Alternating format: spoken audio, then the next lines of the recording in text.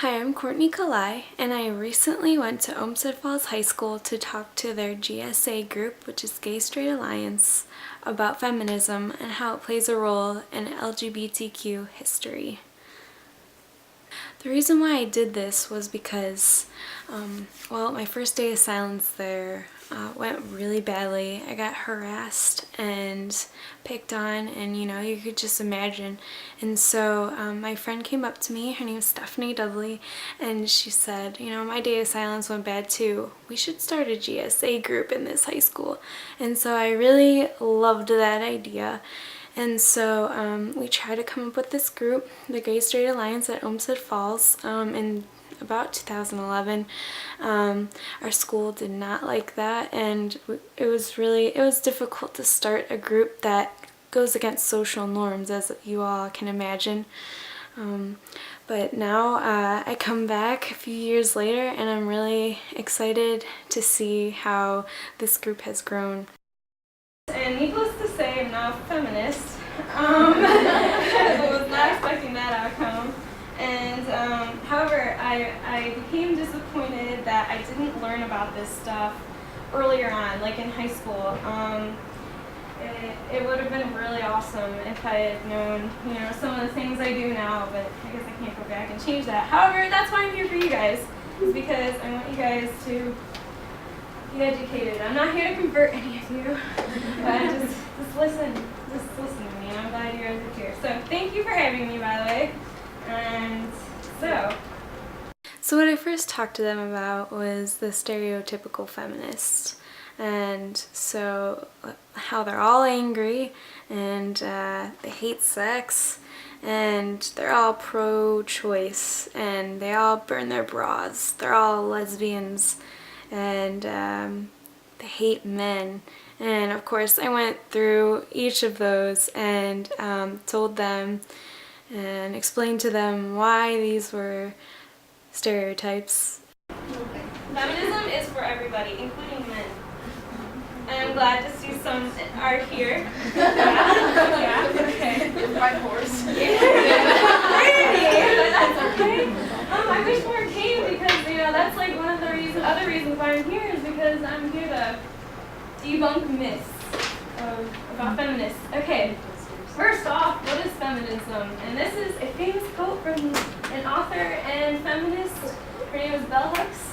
And feminism is a movement to end sexism, sexist exploitation, and oppression. And basically equality for all, but we wanted to define it more than that, or at least Bell Hooks did, and I totally agree with her, because just saying equality for all isn't really it's not, people will take that the wrong way, and they won't really see what the root of the problems are. And so if you define a definition more, does that make sense? Then I feel like, people might understand what we're trying to do. But yeah, so added things like sexism, sexist exploitation, and oppression. And basically, to understand feminism, you have to understand sexism. For this, I really studied a lot about Bell Hooks and what she wrote about with feminism, because she really has a very good definition of feminism that I completely agree with, and it's probably the best definition I've read. And yeah, thanks, Bell Hooks. Stereotypes of feminists. Ugly, men-hating, bra-burning, unshaven lesbians that can't get a man. Okay, first of all, who isn't going to be angry over social injustice? Makes sense. However, that's kind of exhausting to be angry 24/7, so we're not. No, we don't hate sex. Actually, we love sex. But,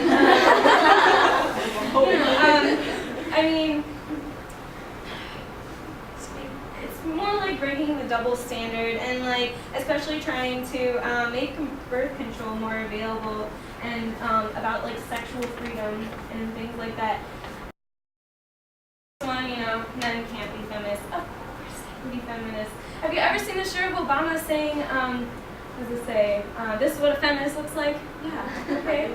So, we need men actually a lot, and we need their support, and you know, their privileges to be activists with us, and to see that, you know, women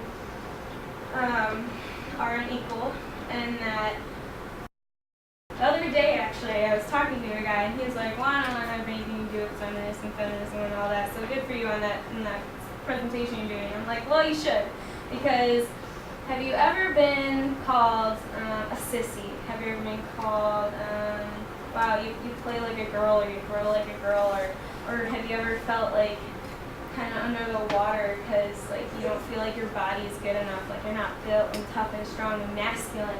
Well, that's because of you know, our patriarchy. Wow, I did not speak. Society in which we live, because patriarchy is, you know, that's male dominating and male authority, and that's a problem. So I talked to them a lot about how feminism plays a role in LGBTQ lives, and how the patriarchal system in which we live, you know, is the reason why there's homophobia, and why gay men and lesbians are really targeted with homophobia reasoning. So homophobia stems from that as well, because from our past and our history, you know, everyone is set on the patriarchal family ways, and you know, they always think that heterosexual couples is the only way.